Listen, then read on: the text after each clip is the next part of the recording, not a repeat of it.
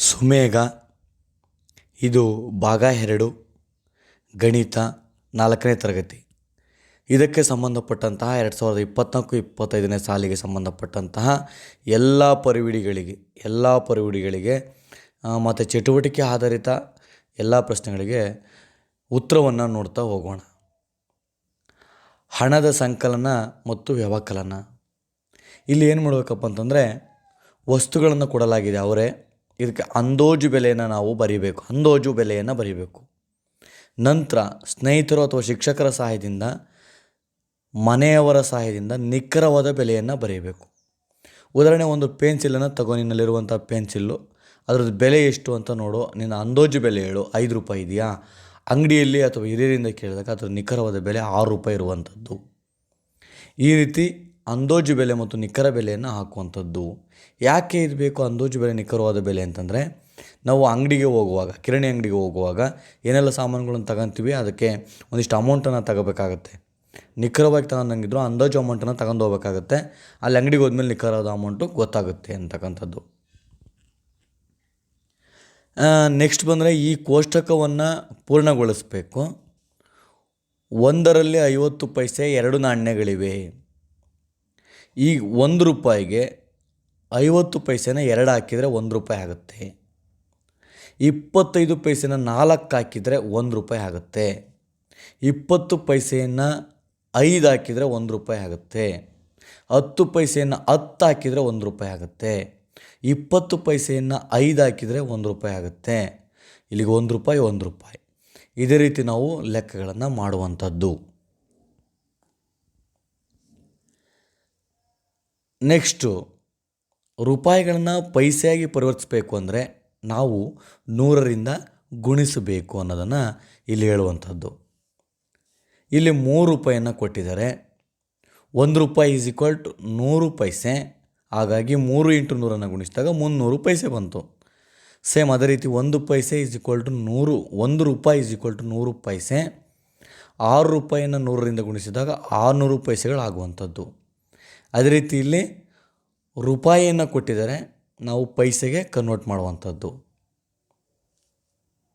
Next ಬಂದರೆ, ಪೈಸೆಯನ್ನು ನಾವು ರೂಪಾಯಿಗೆ ಕನ್ವರ್ಟ್ ಮಾಡಬೇಕಾದ್ರೆ ಭಾಗಿಸಬೇಕು. 100ರಿಂದ ಭಾಗಿಸಬೇಕು. ಇಲ್ಲಿ 500 ಪೈಸೆಯನ್ನು ಕೊಟ್ಟಿದ್ದಾರೆ. 100 ಪೈಸೆಗೆ 1 ರೂಪಾಯಿ ಸಮ.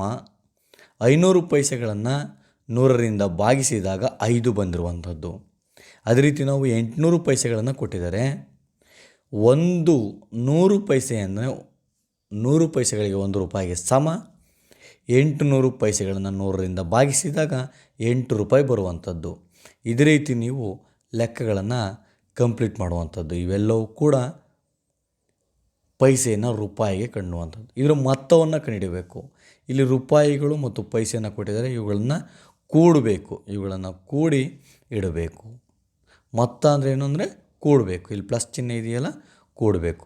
ವ್ಯತ್ಯಾಸ ಕೇಳಿದರೆ ಅಂದರೆ ಕಳಿಬೇಕು. ಇವುಗಳನ್ನು ಏನು ಮಾಡಬೇಕು? ಕಳಿಬೇಕು. ಇವನ್ನು ಕೂಡಬೇಕು. ಬಿಟ್ಟಿರುವಂತಹ ಬಾಕ್ಸ್ಗಳನ್ನು ಫಿಲ್ ಮಾಡಬೇಕು. ಇದು ಗುಣಲಬ್ಧವನ್ನು ಕಂಡುಹಿಡಿಯಿರಿ, ಗುಣಾಕಾರವನ್ನು ಮಾಡುವಂಥದ್ದು. ಇದೆಲ್ಲದೂ ಕೂಡ ಗುಣಾಕಾರ ಮಾಡಿರುವಂಥದ್ದು. ನೆಕ್ಸ್ಟ್, ಹೇಳಿಕೆ ರೂಪದಲ್ಲಿರುವಂಥ ಸಮಸ್ಯೆಗಳನ್ನು ಬಿಡಿಸಬೇಕು. ಇನಾಬಿ ಏನು ಮಾಡ್ತಾಳೆ? ಕಿರಾಣಿ ಅಂಗಡಿಗೆ ಹೋಗ್ತಾಳೆ, ಎಲ್ಲ ಸಾಮಾನನ್ನು ಖರೀದಿಸ್ತಾಳೆ, 500 ರೂಪಾಯಿನ ನೋಟನ್ನು ಕೊಡ್ತಾಳೆ. ಆದರೆ ಅಂಗಡಿಯಲ್ಲಿ ಖರೀದಿಸಿದ್ದು 368 ರೂಪಾಯಿ ಮತ್ತು 7.75 ಪೈಸೆ ಅಮೌಂಟು ಖರೀದಿ ಮಾಡಿದ ಸಾಮಗ್ರಿಗಳ ಬೆಲೆ ಆಗಿರ್ತೈತೆ. 500 ರೂಪಾಯಲ್ಲಿ ಕಳೆದ್ರೆ 131 ರೂಪಾಯಿ 25 ಪೈಸೆ ಬರುವಂಥದ್ದು.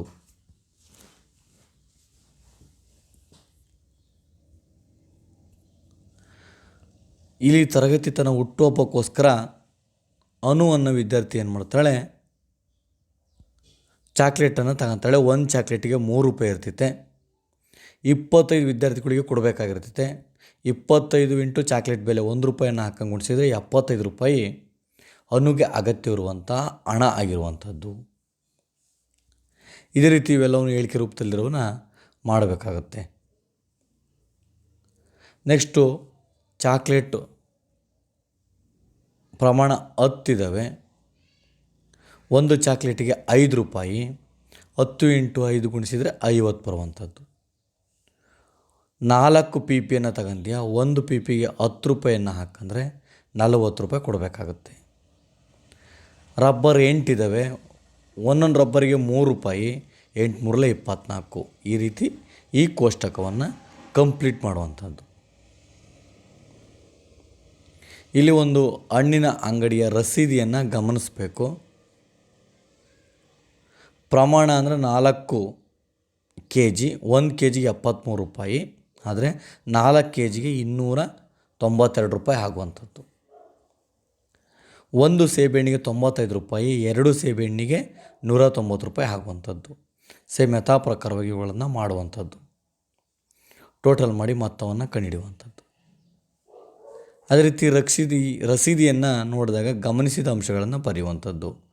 ರಸೀದಿಯಲ್ಲಿರುವಂತಹ ಕೇಳಿರುವಂಥ ಹೇಳಿಕೆಗಳಿಗೆ ಬರೆಯುವಂಥದ್ದು. ಇದು ಕೂಡ ಅಷ್ಟೇ. 1 ರೂಪಾಯಿಗೆ 100 ಪೈಸೆ ಹಾಕಬೇಕು. 10 ರೂಪಾಯಿಗೆ 1000 ಪೈಸೆ ಹಾಕಬೇಕು. 25 ರೂಪಾಯಿಗೆ 2500 ಪೈಸೆ ಹಾಕಬೇಕು. ಇದನ್ನು ನೀವು ಮಾಡುವಂಥದ್ದು. ಅದೇ ರೀತಿ ರೂಪಾಯಿನ ಪೈಸೆಗೆ ಕನ್ವರ್ಸ್ಬೇಕು ಅಂತಂದರೆ ಗುಣಿಸ್ಬೇಕು. ಪೈಸೆಯನ್ನು ರೂಪಾಯಿಗೆ ಕನ್ವರ್ಸ್ಬೇಕು ಅಂದರೆ ಭಾಗಿಸಬೇಕು. ಇವುಗಳನ್ನು ನೀವು ಬಿಟ್ಟ ಜಾಗವನ್ನು ತುಂಬಿಕೊಳ್ಳುವಂಥದ್ದು. ನೆಕ್ಸ್ಟು, ನಿಮ್ಮ ಪೋಷಕರು ಇತ್ತೀಚೆಗೆ ಖರೀದಿಸಿದ ಒಂದು ಅಂಗಡಿಯ ಬಿಲ್ಲನ್ನು ಪರಿಶೀಲನೆ ಮಾಡಿ ಆ ಅಂಗಡಿ ಸೀಲನ್ನು ಅಂಗಡಿಯ ರಸೀದಿಯನ್ನು ಇಲ್ಲಿಗೆ ಅಂಟಾಕಬೇಕು. ನಾವೊಂದು ಉದಾಹರಣೆಗೆ ಅಂಟಾಕಿರೋದನ್ನು ನೋಡ್ಬೋದು. ಇಲ್ಲಿ ಒಂದು ಅಂಗಡಿಯ ಬಿಲ್ಲನ್ನು ನೀವೇನು ಮಾಡಬೇಕು, ಅಂಟಾಕಬೇಕು. ಅಂಟಾಕಿ ಆ ರಸೀದಿಯಲ್ಲಿ ಏನೇನಿದೆ ಆ ಬಿಲ್ನ ಸಂಖ್ಯೆ ಬರೆಯುವಂಥದ್ದು, ದಿನಾಂಕ ಬರೆಯುವಂಥದ್ದು, ಮತ್ತು ಅಂಗಡಿ ಹೆಸರನ್ನು ಬರೀಬೇಕಿಲ್ಲಿ. ಏನೇನು ತಗೊಂಡಿರಿ ಅಂತ ಬರಿಬೋದು, ಅಮೌಂಟ್ ಎಷ್ಟು ಅಂತ ಬರೀಬೇಕು, ಮತ್ತು ಮಾಲೀಕರ ಹೆಸರನ್ನು ಬರೀಬೇಕು. ಈ ರೀತಿ ಕಂಪ್ಲೀಟ್ ಮಾಡುವಂಥದ್ದು. ನೆಕ್ಸ್ಟ್ ಪಾಠ ಅಳತೆಗಳು ಮತ್ತು ಉದ್ದಗಳು ಬಂದರೆ ಇದನ್ನು ನೀವು ಸ್ಕೇಲ್ ಮೂಲಕ ಸ್ಕೇಲನ್ನು ಇಟ್ಟು ಅಳತೆ ಮಾಡಿ ಇಲ್ಲಿಗೆ ಅಳತೆಯನ್ನು ಬರೆಯುವಂಥದ್ದು. ಇವೆಲ್ಲವೂ ಕೂಡ ಸ್ಕೇಲ್ನಿಂದ ಅಳತೆ ಮಾಡಿ ಎಳೆದಿರುವಂಥ ಲೈನನ್ನು ಸ್ಕೇಲ್ನಿಂದ ಅಳತೆ ಮಾಡಿ ಬರೀಬೇಕು. ನೆಕ್ಸ್ಟ್ 2.5 ಸೆಂಟಿಮೀಟರ್ ಕೊಟ್ಟರೆ ನೀವು ನಿಮ್ಮ ಸ್ಕೇಲ್ ಮತ್ತು ಪೆನ್ಸಿಲ್ ಸಹಾಯದಿಂದ 2.5 ಸೆಂಟಿಮೀಟ್ರನ್ನ ಎಳೆಯುವಂಥದ್ದು. ಇವೆಲ್ಲವೂ ಕೂಡ ಸ್ಕೇಲ್ ಮತ್ತು ಪೆನ್ಸಿಲ್ ಸಹಾಯದಿಂದ ನೀವು ಇಲ್ಲಿ ಕೊಟ್ಟಿರುವಂತಹ ಸೆಂಟಿಮೀಟ್ರನ್ನು ನಾವು ಎಳಿಬೇಕು. 1 ಕಿಲೋಮೀಟ್ರಿಗೆ 1000 ಮೀಟರು ಇವೆಲ್ಲವೂ ನಿಮಗೆ ಗೊತ್ತಿರುವಂಥದ್ದು. ಇವುಗಳನ್ನು ಕಂಪ್ಲೀಟ್ ಮಾಡಬೇಕು. ಇವೆಲ್ಲವೂ ಕೂಡ ನೀವು ಕಂಪ್ಲೀಟ್ ಮಾಡಬೇಕು. ಇಲ್ಲಿ ಸೆಂಟಿಮೀಟ್ರನ್ನ ಮೀಟರ್ಗೆ ಪರಿವರ್ತಿಸಬೇಕು, ಭಾಗಿಸ್ಬೇಕು. 100ರಿಂದ ಭಾಗಿಸ್ಬೇಕು ಅಷ್ಟೇ. 100ರಿಂದ ಭಾಗಿಸಿದರೆ ಬರುವಂಥದ್ದು. ನೆಕ್ಸ್ಟು ಮೀಟರನ್ನು ಕಿಲೋಮೀಟ್ರಿಗೆ ಪರಿವರ್ತಿಸಬೇಕು ಅಂದರೆ 1000ರಿಂದ ಭಾಗಿಸಬೇಕು. ಇಲ್ಲಿ ಕಿಲೋಮೀಟ್ರನ್ನು ಮೀಟ್ರಿಗೆ ಪರಿವರ್ತಿಸಬೇಕು ಅಂದರೆ ಗುಣಿಸ್ಬೇಕು. ಇಲ್ಲಿ ಕಿಲೋಮೀಟ್ರಿಗೆ ಪರಿವರ್ತಿಸಬೇಕು ಅಂದರೆ ಭಾಗಿಸಬೇಕು. ಗೀತಳ ಹತ್ತಿರ ಏನಾಗಿದೆ, ಒಂದು ಬಿಳಿ ರಿಬ್ಬನಿನ ಉದ್ದ 7 ಮೀಟ್ರ್ ಇದೆ. ಗುಲಾಬಿ ಬಣ್ಣದ ರಿಬ್ಬನ್ನು 9 ಮೀಟ್ರ್ ಇದೆ. ಟೋಟಲ್ ಮಾಡಿದ್ರೆ ಎಷ್ಟಾಗುತ್ತೆ? 16 ಮೀಟ್ರ್ ಆಗುತ್ತೆ. ಇದೇ ರೀತಿ ಲೆಕ್ಕಗಳನ್ನು ಮಾಡುವಂಥದ್ದು. ಇದು ಕಳೆಯುವಂಥದ್ದು. ಉಳಿದ ಅಂತ ಕೇಳಿದರೆ ಕಳಿಬೇಕು. ಒಂದು ಬಂಡಲ್ಲಿದೆ. ಈ ಬಂಡಲ್ನಿಂದ 17.5 ಮೀಟ್ರನ್ನು ಮಾರಿದಾಗ ಉಳಿಯುವಂಥದ್ದು. ಇದು ಕೂಡ ಕಳೆಯುವಂಥದ್ದು. ಇವುಗಳನ್ನು ಕೂಡಬೇಕು.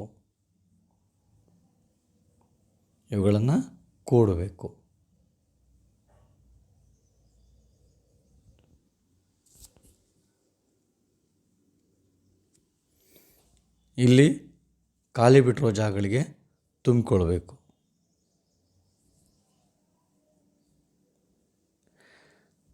ನೆಕ್ಸ್ಟು ಸರಿ ತಪ್ಪುಗಳನ್ನು ಹಾಕುವಂಥದ್ದು. ಖಾಲಿ ಬಿಟ್ಟ ಜಾಗಗಳಿಗೆ ಅದರ ಸೂಕ್ತ ಮಾಪನವನ್ನು ಹಾಕುವಂಥದ್ದು. ನೆಕ್ಸ್ಟು ಒಂದು ದಾರವನ್ನು ತೆಗೆದುಕೊಳ್ಬೇಕು. ನೀವು ಈ ರೇಖೆಗೆ ಒಂದು ದಾರವನ್ನು ಇಟ್ಟು ಕಟ್ ಮಾಡ್ಕೋಬೇಕು. ಅದನ್ನು ನಿಮ್ಮ ಸ್ಕೇಲ್ನ ಮೂಲಕ ಅಳತೆ ಮಾಡಿ ಸೆಂಟಿಮೀಟರ್ನ ಬರೀಬೇಕು. ಇದು ಅಷ್ಟೇ, ಒಂದು ದಾರವನ್ನು ತೆಗೆದುಕೊಂಡು ಇಲ್ಲಿ ಅಳತೆಯನ್ನು ಮಾರ್ಕ್ ಮಾಡ್ಕೋಬೇಕು. ಆ ಅಳತೆ ದಾರವನ್ನು ಸ್ಟ್ರೈಟಾಗಿ ಇಟ್ಕೊಂಡ್ಬಿಟ್ಟು ಅದರ ಅಳತೆ ಮಾಡಿ ಸ್ಕೇಲ್ನಲ್ಲಿ ಬರೆಯುವಂಥದ್ದು.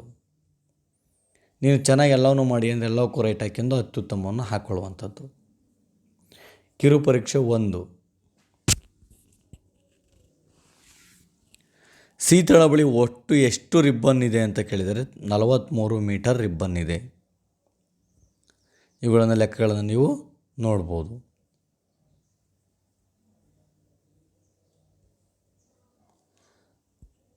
ನೆಕ್ಸ್ಟು ರಮೇಶ ಮನೆಯಿಂದ ನಡೆದಂತಹ ದೂರ, ಅಜ್ಜಿ ಮನೆಯಿಂದ ನಡೆದಂಥ ದೂರ ಒಟ್ಟನ್ನು ಕೂಡಿದಾಗ ಅವನು ಎಷ್ಟು ನಡೆದ ಅಂತಕ್ಕಂಥದ್ದನ್ನು ಉತ್ತರವನ್ನು ಬರೆಯುವಂಥದ್ದು. ನೆಕ್ಸ್ಟ್ ಪಾಠ ಅಳತೆಗಳು ಮತ್ತು ತೂಕ ಅಂಥೇಳಿ 500 ಗ್ರಾಮನ್ನು ಕಿಲೋಗ್ರಾಮಿಲಿ ಕೇಳಿರುವಂಥದ್ದನ್ನು ಆನ್ಸರನ್ನು ಮಾಡಿರುವಂಥದ್ದು. ಇವೆಲ್ಲವೂ ಕೂಡ ನೀವು ತರಗತಿಯಲ್ಲಿ ಚರ್ಚೆ ಮಾಡಿರ್ತೀರ. ಅವನ್ನೇ ನೀವಿಲ್ಲಿ ವರ್ಕ್ ಬುಕ್ಕಲ್ಲಿ ಬರೆಯುವಂಥದ್ದು.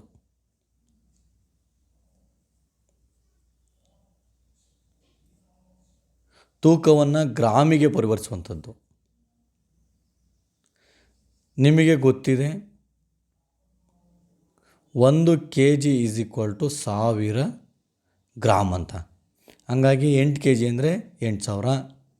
ಇವನ್ನ ಗುಣಿಸ್ಬೇಕು.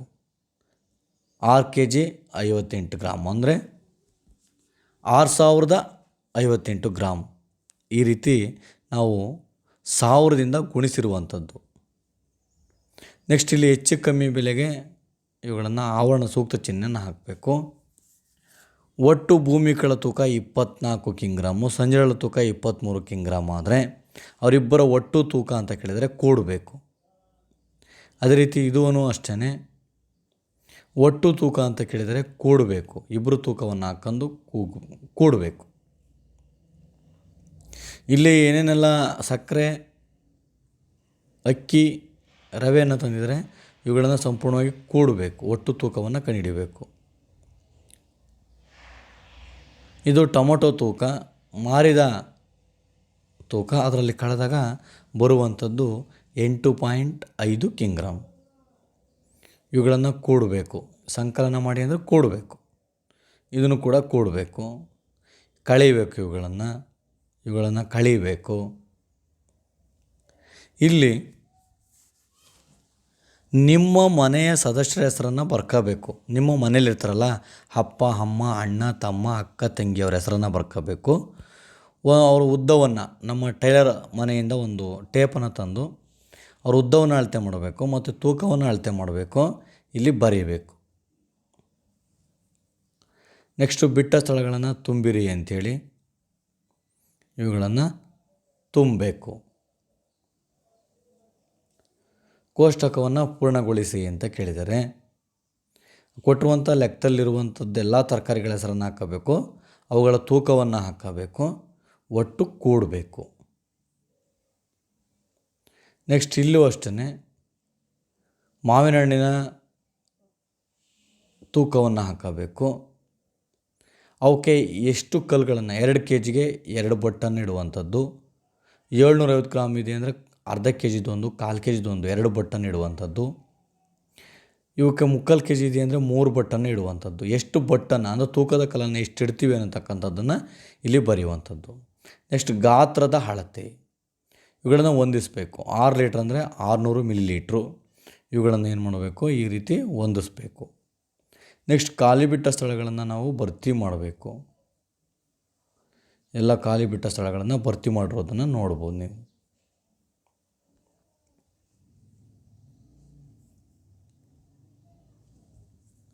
ಒಂಬತ್ತು 10 ಮಿಲಿಲೀಟ್ರನ್ನು ಗುಣಿಸಿದಾಗ 9010 ಮಿಲಿಲೀಟ್ರ್ ಬಂದಿರುವಂಥದ್ದು.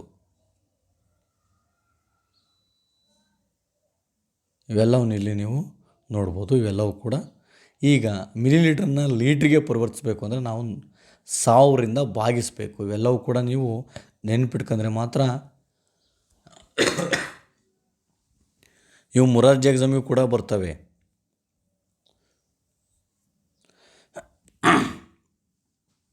ಇಲ್ಲಿ ಕೋಷ್ಟಕವನ್ನು ಪೂರ್ಣಗೊಳಿಸಿರುವಂಥದ್ದನ್ನು ನೋಡ್ಬೋದು.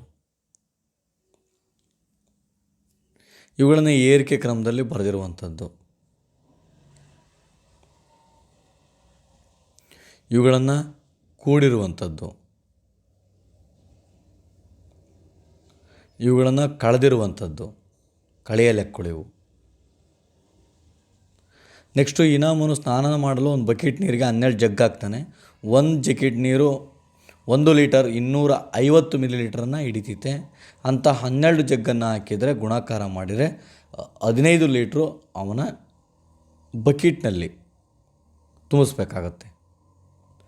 ಹಾಲಿನ ಡೈರಿಗೆ ಬಸವ ಹಾಕಿದ್ದು, ಪವಾನಿ ಹಾಕಿದ್ದು, ಭೂಮಿಕಾ ಹಾಕಿದ್ದು, ನಿತಿನ್ ಹಾಕಿದ್ದು, ಒಟ್ಟು ಎಲ್ಲರೂ ಸೇರಿ ಹಾಕಿರುವಂಥದ್ದು 11 ಲೀಟರ್ 750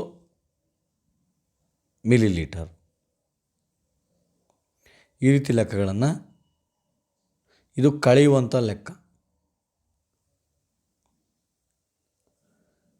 ಇನ್ನು ಎಷ್ಟು ಲೀಟರ್ ಡೀಸೆಲ್ ತುಂಬಿದರೆ, ಇದು ಕೂಡ ಕಳೆಯ ಲೆಕ್ಕ. ಇಲ್ಲಿ ಇವೆರಡನ್ನೂ ಕಳಿಬೇಕು. ಕಳೆಯ ಲೆಕ್ಕದಲ್ಲಿ ವಿಶೇಷವಾಗಿ ಗಮನಿಸಬೇಕು, ನಾವು ಇವುಗಳಿಗೆ ಮುಂದೆ 0 ಹಾಕೋದನ್ನು ನೆನ್ಪಿಟ್ಕೋಬೇಕು. ಎಲ್ಲನೂ ಕೂಡ ನೀವು ವ್ಯವಸ್ಥಿತವಾಗಿ ಮಾಡ್ಕೋಬೇಕಾಗತ್ತೆ. ಈ ರೀತಿಯೇ ನೀವು ದುಂಡಾಗಿ ಲೆಕ್ಕವನ್ನು ಅರ್ಥ ಮಾಡಿಕೊಂಡು ಮಾಡ್ಕೋಬೇಕು ಲೆಕ್ಕನ. ಇಲ್ಲಿ ಸರಿ ತಪ್ಪುಗಳನ್ನು ಹಾಕಿರುವಂಥದ್ದನ್ನು ನೋಡ್ಬೋದು.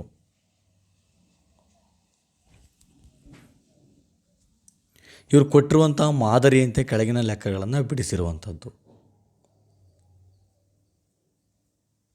ನೆಕ್ಸ್ಟ್ ಕಿರು ಪರೀಕ್ಷೆ 2, ಖಾಲಿ ಬಿಟ್ಟ ಸ್ಥಳಗಳನ್ನು ತುಂಬಿರುವಂಥದ್ದು. 4 ಲೀಟ್ರನ್ನು ಮಿಲಿಲೀಟ್ರಿಗೆ ಪರಿವರ್ತಿಸಬೇಕು ಅಂದರೆ ಗುಣಿಸಬೇಕು, ಹಾಗಾಗಿ ಗುಣಿಸಿರುವಂಥದ್ದು. ಮಿಲಿಲೀಟ್ರನ್ನು ಲೀಟ್ರಿಗೆ ಪರಿವರ್ತಿಸಬೇಕು ಅಂದರೆ ಭಾಗಿಸಬೇಕು, ಹಾಗಾಗಿ ಭಾಗಿಸಿರುವಂಥದ್ದು. ಚಿಹ್ನೆಗಳನ್ನು ಆಧರಿಸಿ ಉತ್ತರಿಸು ಅಂತೇಳಿ, ಇದು ಕೂಡಬೇಕು, ಇದು ಕೂಡಬೇಕು, ಇದು ಕಳಿಬೇಕು. ಚಿಹ್ನೆ ನೋಡ್ತಾ ಇರಬೇಕು ನೀವು. ಇದು ಕಳಿಬೇಕು, ಇದು ಕಳಿಬೇಕು, ಇದು ಕೂಡಬೇಕು. 7ನೇ ಪಾಠ ಕಾಲ. ಇಲ್ಲಿ ವಾರಗಳು: ಬುಧವಾರ ಆದಮೇಲೆ ಗುರುವಾರ, ಗುರುವಾರ ಆದಮೇಲೆ ಶುಕ್ರವಾರ, ಶನಿವಾರ, ಭಾನುವಾರ, ಸೋಮವಾರ, ಮಂಗಳವಾರ, ಬುಧವಾರ, ಗುರುವಾರ, ಈ ರೀತಿ ಬರೆಯುವಂಥದ್ದು. ನೆಕ್ಸ್ಟು ಈ ಕ್ಯಾಲೆಂಡ್ರನ್ನು ಗಮನಿಸಿಬಿಟ್ಟು ಪ್ರಶ್ನೆಗಳಿಗೆ ಉತ್ತರಿಸಬೇಕು. ಇವೆಲ್ಲವೂ ಕ್ಯಾಲೆಂಡ್ರನ್ನ ನೋಡಿ ಉತ್ತರವನ್ನು ಬರೆದಿರುವಂಥದ್ದು. ನೆಕ್ಸ್ಟು ಬಿಟ್ಟ ಸ್ಥಳಗಳನ್ನು ತುಂಬಿರುವಂಥದ್ದು. ಇಲ್ಲಿ ಜನವರಿ 2020 ಜನವರಿ ತಿಂಗಳ ಕ್ಯಾಲೆಂಡರನ್ನು ಸ್ವತಃ ರಚಿಸಿರುವಂಥದ್ದು. ಅಂದರೆ ಇವ್ರು ಕೊಟ್ಟಿರುವಂಥ ದಿನಾಂಕಗಳ ಆಧಾರದ ಮೇಲೆ ಇಲ್ಲಿ ಕ್ಯಾಲೆಂಡರನ್ನು ರಚಿಸಿರುವಂಥದ್ದು. ನಿಮಗೆ ಗೊತ್ತಿರ್ಬೋದು, ಶಿಕ್ಷಕರ ದಿನಾಚರಣೆ ಸೆಪ್ಟೆಂಬರ್ 5, ಗಾಂಧಿ ಜಯಂತಿ ಅಕ್ಟೋಬರ್ 2, ಇವುಗಳನ್ನು ಹೊಂದಿಸಿ ಬರೆಯುವಂಥದ್ದು. ನೆಕ್ಸ್ಟು ಖಾಲಿ ಬಿಟ್ಟ ಸ್ಥಳಗಳನ್ನು ತುಂಬಿರುವಂಥದ್ದು ಗಡಿಯಾರಕ್ಕೆ ಸಂಬಂಧಪಟ್ಟಂತೆ. ಇಲ್ಲಿ ಇವ್ರು ಕೊಟ್ಟಿರುವಂಥ ಟೈಮನ್ನು ಇಲ್ಲಿ ಹಾಕಿರುವಂಥದ್ದು. ಅವ್ರು ಯಾವ ಟೈಮನ್ನು ತೋರಿಸಿದರೆ ಆ ಟೈಮನ್ನು ನೋಡಿ ಬರೆದಿರುವಂಥದ್ದು. ಇಲ್ಲೂ ಟೈಮನ್ನು ತೋರಿಸಿರುವಂಥದ್ದು. ಈ ಟೈಮನ್ನು ನೋಡಿ ನಾವಿಲ್ಲಿ ಬರೆದಿರುವಂಥದ್ದು. ಇಲ್ಲಿ ಅವರು ಟೈಮನ್ನು ಕೊಟ್ಟಿದ್ದಾರೆ, ನಾವು ಟೈಮನ್ನು ಹಾಕಬೇಕು. ಇಲ್ಲಿ ಸೂಚಿಸಿದರೆ ನಾವು ಗಡಿಯಾರದಲ್ಲಿ ಅವುಗಳನ್ನು ಎಳೆದು ಸೂಚಿಸಬೇಕು.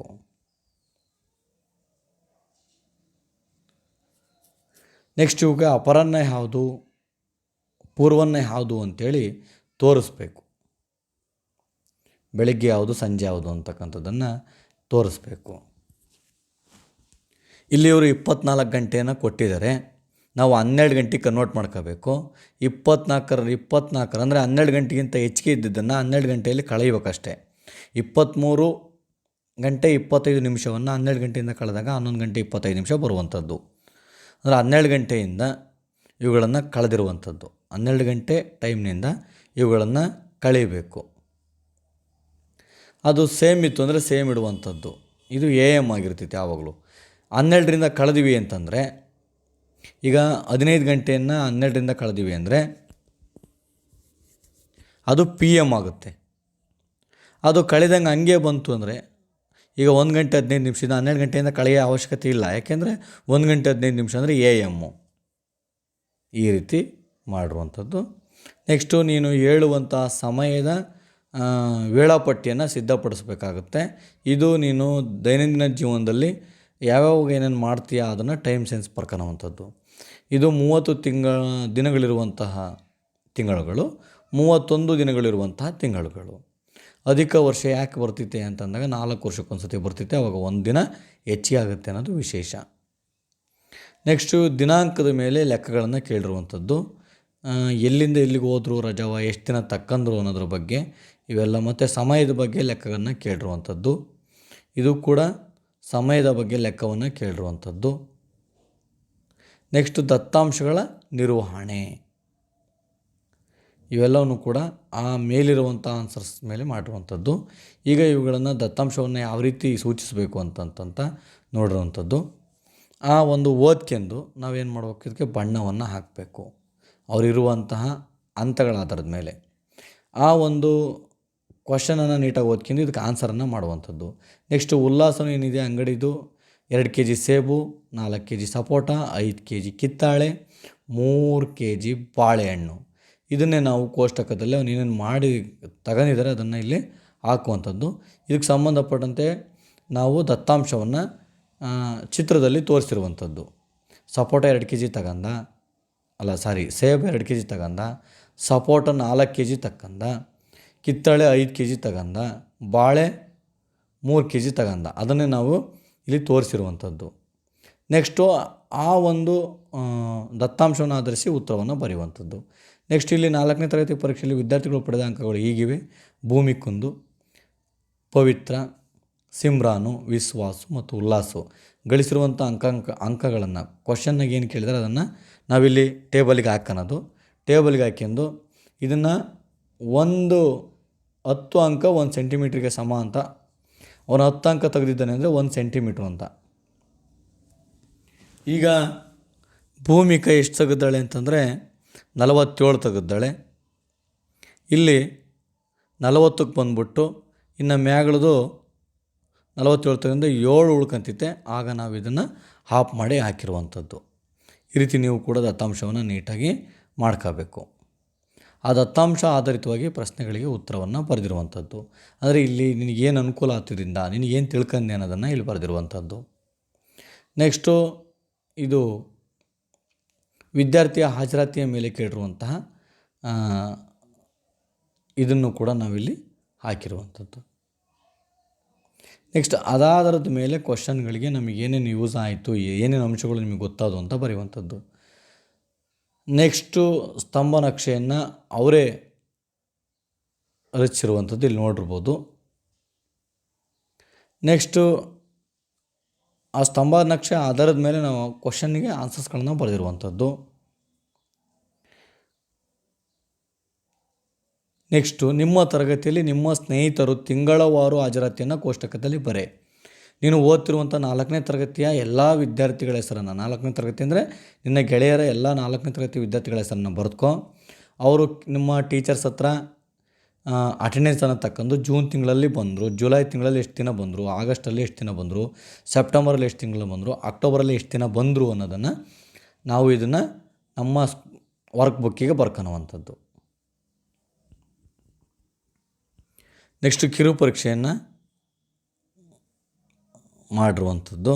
1 ಗಂಟೆಗೆ 60 ನಿಮಿಷ, 1/4 ಗಂಟೆ ಅಂದರೆ 15 ನಿಮಿಷ, 3/4 ಗಂಟೆ ಅಂದರೆ 45 ನಿಮಿಷ, 30 ನಿಮಿಷ ಅಂದರೆ ಅರ್ಧ ಗಂಟೆ. ಇವೆಲ್ಲವೂ ಕೂಡ ನಮಗೆ ದಿನನಿತ್ಯದಲ್ಲಿ ಬಳಕೆ ಆಗುವಂತಹ ಟೈಮಿನ ಬಗ್ಗೆ ಭಾಳ ಜಾಗರೂಕತೆಯಿಂದ ನಾವು ತಿಳ್ಕೋಬೇಕಾಗುತ್ತೆ. ನೆಕ್ಸ್ಟು ದತ್ತಾಂಶವನ್ನು ಆಧರಿಸಿ ಲೆಕ್ಕಗಳನ್ನು ಮಾಡಿರುವಂಥದ್ದು.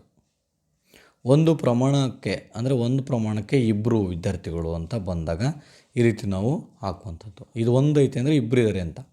1 2 3 4 ಇದ್ದಾವೆ ಅಂದರೆ ನಾನು ಕೇಳಿ 8 ಜನ ವಿದ್ಯಾರ್ಥಿಗಳು ಇದ್ದಾರೆ ಅಂತ ಅರ್ಥ. ಇಲ್ಲಿ ಸೂಚಿಸಿರುವಂತಹ ಸಮಯವನ್ನು ಗಡಿಯಾರದಲ್ಲಿ ನಾವು ತೋರಿಸ್ಬೇಕು. ನೀನು ಪ್ರತಿದಿನ ಪ್ರಮುಖ ದಿನಚರಿಯ ಸಮಯವನ್ನು ಗಂಟೆಗಳಲ್ಲಿ ಬರೀಬೇಕು. ನೀನು ಬೆಳಗ್ಗೆ ಎಷ್ಟು ಗಂಟೆಗೆ ಎದ್ದಂತೀಯ, ಸ್ನಾನ ಮಾಡೋದು, ತಿಂಡಿ ತಿನ್ನೋದು, ಶಾಲೆಗೆ ಹೋಗೋದು, ನಿಂದೇ ಆದ ಒಂದು ಟೈಮ್ ಟೇಬಲನ್ನು ಇಲ್ಲಿ ಬರೀಬೇಕು. ನೆಕ್ಸ್ಟ್ ವಿನ್ಯಾಸಗಳು ಮತ್ತು ಸಮಮಿತಿಗಳು ಅಂಥೇಳಿ ಇಲ್ಲಿ 2 1 2 2 4 2 3 6 2 4 8 2 10 2 6 12 ಈ ರೀತಿ ಏರ್ಕೊಂತ ಇರುವಂಥದ್ದು. ಇಲ್ಲಿ 16ಕ್ಕೆ 4 ಕೂಡಿದ್ರೆ 20, 20ಕ್ಕೆ 4 ಕೂಡಿದ್ರೆ 24, 24ಕ್ಕೆ 4 ಕೂಡಿದ್ರೆ 28, ಈ ರೀತಿ 4 4 ಕೂಡಿರುವಂಥದ್ದು. ಇಲ್ಲಿ ಎರಡೆರಡನ್ನು ಗುಣಿಸಿರೋದು, 2 1 2, 2 2 4, 4 7 8, 6 12, 12 32, 32 640 ಗುಣಾಕಾರ ಕ್ರಿಯೆ ನೆಲವನ್ನು ಕೂಡ ಮಾಡಿರೋದನ್ನು ನೀವು ನೋಡ್ಬೋದು. ವ್ಯತ್ಯಾಸವನ್ನು ನೋಡ್ಕೋಬೇಕು ಏನು ಮಾಡಿದ್ದಾರೆ ಅಂತ. ಇಲ್ಲಿ 10 ಕಳ್ಕೊಂತ ಹೋಗಿರುವಂಥದ್ದು. 1 ಕತ್ತು ಕೂಡಿದರೆ 11, 11 ಕತ್ತು ಕೂಡಿದ್ರೆ 21, 21 ಕತ್ತು ಕೂಡಿದ್ರೆ ಈ ರೀತಿ. ನೆಕ್ಸ್ಟ್ ಇಲ್ಲಿ 3 3 ವ್ಯತ್ಯಾಸ ಆಗ್ತಾ ಹೋಗಿರುವಂಥದ್ದು. ನೆಕ್ಸ್ಟು 5 5 ವ್ಯತ್ಯಾಸ ಆಗ್ತಾ ಹೋಗಿರುವಂಥದ್ದು. ಇಲ್ಲಿ ನಾವು ಕಂಟಿನ್ಯೂಯಸ್ ವಿನ್ಯಾಸವನ್ನು ಪೂರ್ತಿಗೊಳಿಸ್ಬೇಕು ಅಷ್ಟೇ. ಇದು ವಿನ್ಯಾಸವನ್ನು ಪೂರ್ತಿಗೊಳಿಸಿರುವಂಥದ್ದು. ಫಸ್ಟ್ ಒಂದೊಂದು 2 ಇದ್ದಾವೆ, ಒಂದೊಂದರ 3 ಇದ್ದಾವೆ, ಒಂದೊಂದು 4 ಇದ್ದಾವೆ, ನಾವು 5 ಹಾಕ್ಕೋಬೇಕು, 6 ಹಾಕ್ಕೋಬೇಕು, 7 ಹಾಕ್ಕೋಬೇಕು.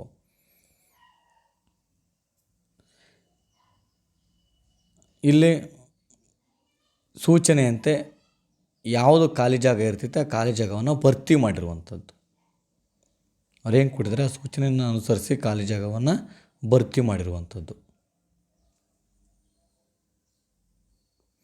ನೆಕ್ಸ್ಟು ಈ ಸಮಮಿತಿ ಆಕೃತಿಗಳನ್ನು ಕೊಟ್ಟಿದ್ದಾರಲ್ಲ, ಯಾವ ಸಮಮಿತಿ ಯಾವ ಅಲ್ಲ ಅನ್ನೋದನ್ನು ಇಲ್ಲಿ ಬರೆದಿರುವಂಥದ್ದು ಮತ್ತು ಸಮಮಿತಿಯನ್ನು ಮಾಡಲಿಕ್ಕೆ ಟ್ರೈ ಮಾಡಿರುವಂಥದ್ದನ್ನು ನೀವಿಲ್ಲಿ ನೋಡ್ಬೋದು. ಸಮಮಿತಿ ಆಕೃತಿಗಳು ಇಲ್ಲಿ ಅವರು ಅರ್ಧ ಭಾಗವನ್ನು ಬರೆದಿದ್ದಾರೆ, ಉಳಿದ ಅರ್ಧ ಭಾಗವನ್ನು ನಾವು ಬರೀಬೇಕು. ಇದು ನಾವು ಬರೆಯುವಂಥದ್ದು, ಇದು ಕೂಡ ಅರ್ಧ ಭಾಗ ನಾವು ಬರೆಯೋದು, ಇದು ಅರ್ಧ ಭಾಗ ನಾವು ಬರೆಯೋದು, ಇದು ಅರ್ಧ ಭಾಗ ನಾವು ಮುದ್ದಾಗಿ ಬರೆಯುವಂಥದ್ದು.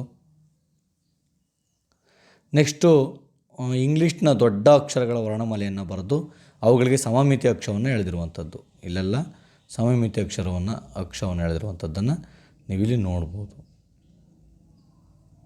ಇದು ಸಮಮಿತಿ ಅಕ್ಷರವನ್ನು ಎಳೆದಿರುವಂಥದ್ದು. ನೀವು ಇದೇ ರೀತಿ ಬರ್ಕೊಂಡು ಸ್ಕೇಲಲ್ಲಿ ನೀಟಾಗಿ ಸಮಮಿತಿ ಅಕ್ಷರಗಳನ್ನು ಎಳೆಯುವಂಥದ್ದನ್ನು ಮಾಡಬೇಕು.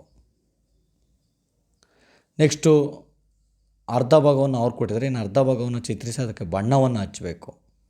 ನೋಡಿ, ಚಿಟ್ಟೆ ಚಿತ್ರವನ್ನು ಬರೆದುಬಿಟ್ಟು ನೀವೇನು ಮಾಡಬೇಕು, ಮುದ್ದಾಗಿ ಬಣ್ಣವನ್ನು ಹಚ್ಚಬೇಕು. ಇದು ಅರ್ಧ ಭಾಗ ಅವ್ರು ಕೊಟ್ಟಿದ್ದಾರೆ, ನಾವು ಈ ಅರ್ಧ ಭಾಗವನ್ನು ಬರೆದು ಚಿತ್ರವನ್ನು ಹಚ್ಚುವಂಥದ್ದು.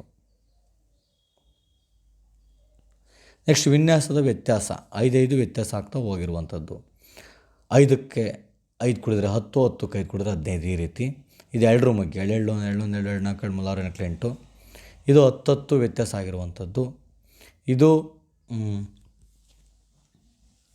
7 4 3 3 9 4 4 16 5 25 6 36, ಈ ರೀತಿ ವ್ಯತ್ಯಾಸಗಳನ್ನು ನೋಡಿ ಮಾಡ್ಕೊಳ್ಳುವಂಥದ್ದು. ಇದಕ್ಕೆ ಸಮಮಿತಿಯ ಅಕ್ಷರಗಳನ್ನು ಸಾಧ್ಯವಾದಷ್ಟು ಸಮಮಿತಿ ಅಕ್ಷರಗಳನ್ನು ಎಳೆದಿರುವಂಥದ್ದನ್ನು ನೀವಿಲ್ಲಿ ನೋಡ್ಬೋದು. ನೀಟಾಗಿ ಸ್ಟ್ರೈಟಾಗಿ ದುಂಡಕ್ಕೆ ಎಳ್ಕೊಳೋವಂಥದ್ದು. ಇದು ಸಮಮಿತಿ ಅಕ್ಷರಗಳನ್ನು ಎಳೆದಿರುವಂಥದ್ದು. ಇಲ್ಲಿ ಅರ್ಧ ಭಾಗ ಕೊಟ್ಟಿದ್ದರೆ ನೀವು ಇನ್ನು ಅರ್ಧ ಭಾಗವನ್ನು ನಾವಿಲ್ಲಿ ಬರೆದಿರುವಂಥದ್ದನ್ನು ನೀವು ಗಮನಿಸುವಂಥದ್ದು. ನೆಕ್ಸ್ಟು ಟ್ಯಾನ್ಗ್ರಾಮ್ ಮತ್ತು ವಿನ್ಯಾಸಗಳು ಅಂತ ಬರ್ತೈತೆ. ಅವರು ಮಾಡಿರುವಂಥ ಟ್ಯಾನ್ಗ್ರಾಮಲ್ಲಿ ಮಾಡಿರುವಂಥದ್ದನ್ನು ನೋಡಿರ್ಬೋದು. ಇಲ್ಲಿ ಮನೆಯನ್ನು ಕಟ್ಟಿದ್ದಾರೆ, ಟ್ಯಾನ್ಗ್ರಾಮಲ್ಲಿ ರಾಕೆಟನ್ನು ಮಾಡಿದ್ದಾರೆ, ಹೌದ್ರಾ. ಇಲ್ಲಿ ತ್ರಿಭುಜವನ್ನು, ಚತುರ್ಭುಜ ಮತ್ತು ತ್ರಿಭುಜವನ್ನು ಬಳಸಿ ಇದು ಮೀನಿನ ಚಿತ್ರ, ಇದು ಮೊಲದ ಚಿತ್ರವನ್ನು ಮಾಡಿದ್ದಾರೆ. ನೆಕ್ಸ್ಟ್ ಈ ಆಕೃತಿಗಳನ್ನು ನಾವು ಪೂರ್ಣಗೊಳಿಸಬೇಕು. ಇಷ್ಟಿರ್ತೈತೆ, ನಾವು ಇದನ್ನು ಉಳಿದಂತೆ ಪೂರ್ಣಗೊಳಿಸಬೇಕು. ಇದನ್ನು ಕೂಡ ನಾವು ಉಳಿದಂತೆ ಅದು ಹೆಂಗಿದೆ ಹಂಗೆ ಕೂಡ ನೀಟಾಗಿ ವೃತ್ತವನ್ನು ಹಾಕಿ ಪೂರ್ಣಗೊಳಿಸುವಂಥದ್ದು. ನೆಕ್ಸ್ಟ್ ಇದಕ್ಕೆ ಪೂರ್ಣಗೊಳಿಸಬೇಕು, ಬಣ್ಣವನ್ನು ತುಂಬಬೇಕು. ಪೂರ್ಣಗೊಳಿಸಾದ್ಮೇಲೆ ನೀವು ಇದಕ್ಕೆ ದುಂಡಕ್ಕೆ ನಾನು ಬಣ್ಣ ತುಂಬಿಲ್ಲ, ನೀವು ಮುದ್ದಾಗಿ ಬಣ್ಣ ತುಂಬ್ರಿ. ಇದಕ್ಕೂ ಅಷ್ಟೇ ಬಣ್ಣವನ್ನು ತುಂಬ್ರಿ, ನೀಟಾಗಿ ಕಂಪ್ಲೀಟ್ ಮಾಡಿ. ಇದು ನಿಮಗೆ ಇಷ್ಟವಾದ ಇದನ್ನೇ ಬರೀಬೇಕು ಅಂತ ಇಲ್ಲ, ವಿವಿಧ ಆಕೃತಿಗಳನ್ನು ಬಳಸ್ಕೊಂಡ್ಬಿಟ್ಟು ಆಯಿತ, ತ್ರಿಭುಜ, ಚೌಕ ಇವುಗಳನ್ನು ಬಳಸ್ಕೊಂಡು ನಿಂದೇ ಆದ ಒಂದು ವಿನ್ಯಾಸವನ್ನು ರಚಿಸಬೇಕು. ನಾನು ಈ ರೀತಿ ರಚಿಸಿದ್ದೀನಿ, ನೀನು ಇನ್ನೂ ಚೆನ್ನಾಗಿ ಅನಿಸಿದ್ರೆ ಅದನ್ನು ದುಂಡಾಗಿ ರಚಿಸುವಂಥದ್ದು. ಹೀಗೆ ಇರಬೇಕು ಅಂತೇನಿಲ್ಲ, ಆ ವಿವಿಧ ಆಕೃತಿಗಳನ್ನು ಬಳಸ್ಕೊಳ್ಬೇಕು. ಇಲ್ಲಿ ಷಟ್ಭುಜ ನೋಡಿರಿ, ಇಲ್ಲಿ ಷಟ್ಭುಜವನ್ನು ಬಳಸ್ಕೊಂಡಿನಿ.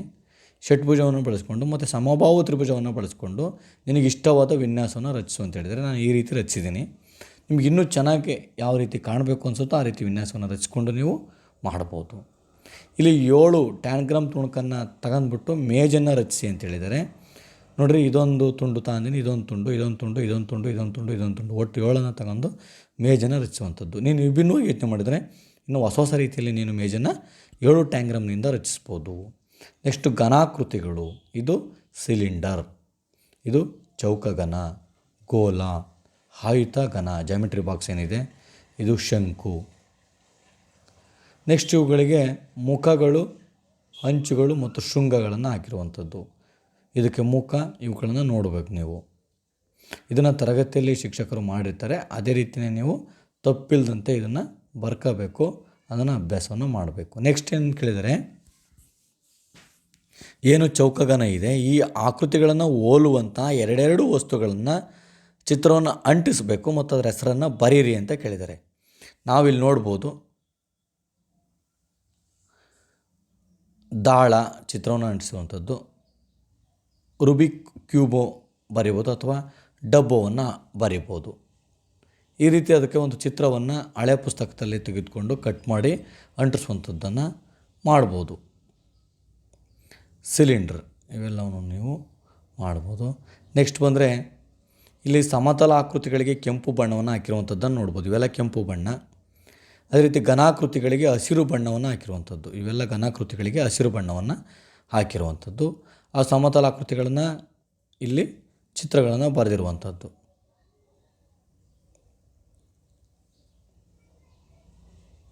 ನೆಕ್ಸ್ಟ್ ಬಂದರೆ ಘನಾಕೃತಿಗಳು, ಅವುಗಳಿಗೆ ಜಾಲಾಕೃತಿಗಳನ್ನು ರಚಿಸಿ ಅಂತ ಕೇಳಿದರೆ, ಇದು ಆಯತಘನದ ಜಾಲಾಕೃತಿ, ತ್ರಿಭುಜ ಪಾದ ಗೋಪುರದ ಜಾಲಾಕೃತಿ, ವರ್ಗಪಾದ ಗೋಪುರದ ಜಾಲಾಕೃತಿ, ಇವೆಲ್ಲವೂ ಕೂಡ ಅದರ ಜಾಲಾಕೃತಿಗಳು. ಇವನ್ನ ನೋಡ್ಬೋದು ನೀವು.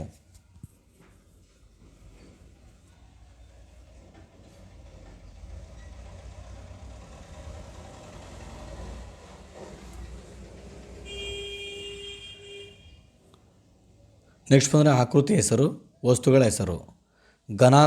ಚೌಕಘನಕ್ಕೆ ಬರುವಂಥ ವಸ್ತುಗಳು, ಆಯತಘನಕ್ಕೆ ಬರುವಂಥ ವಸ್ತುಗಳನ್ನು ಇಲ್ಲಿ ಬರೆಯುವಂಥದ್ದು. ನೆಕ್ಸ್ಟ್ ಇದಕ್ಕೆ ಸಂಬಂಧಪಟ್ಟಂಥ ಕಿರು ಪರೀಕ್ಷೆ, ಇದನ್ನು ಉಳಿದ ಅರ್ಧ ಭಾಗವನ್ನು ನೀವು ಕಂಪ್ಲೀಟ್ ಮಾಡಬೇಕು. ಇವುಗಳ ಹೆಸರನ್ನು ಬರೀಬೇಕು. ಇವೇನು ಅಂತೇಳಿ ಇವುಗಳ ಹೆಸರನ್ನು ಬರೆಯುವಂಥದ್ದು. ಇವುಗಳ ಹೆಸರುಗಳನ್ನು ಬರೆಯುವಂಥದ್ದು. ನೆಕ್ಸ್ಟ್ ಇದ್ರ ಮುಖಗಳು, ಸಿಲಿಂಡ್ರ್ ಇದು ಮುಖಗಳನ್ನು ಹೆಸರನ್ನು, ವರ್ಗಪಾದ ಗೋಪುರದ ಮುಖ ಮತ್ತು ಅಂಚುಗಳನ್ನು ಬರೆದಿರುವಂಥದ್ದು. ಇವು ಜಾಲಾಕೃತಿಗಳನ್ನು ರಚಿಸಿರುವಂಥದ್ದು. ಆಯತಘನ, ತ್ರಿಭುಜ, ಪಾದ, ಗೋಪುರ. ಇಷ್ಟು ಸಂಪೂರ್ಣ ಚಟುವಟಿಕೆಗಳು ಅಂತ ಹೇಳ್ತಾ, thank you for watching video.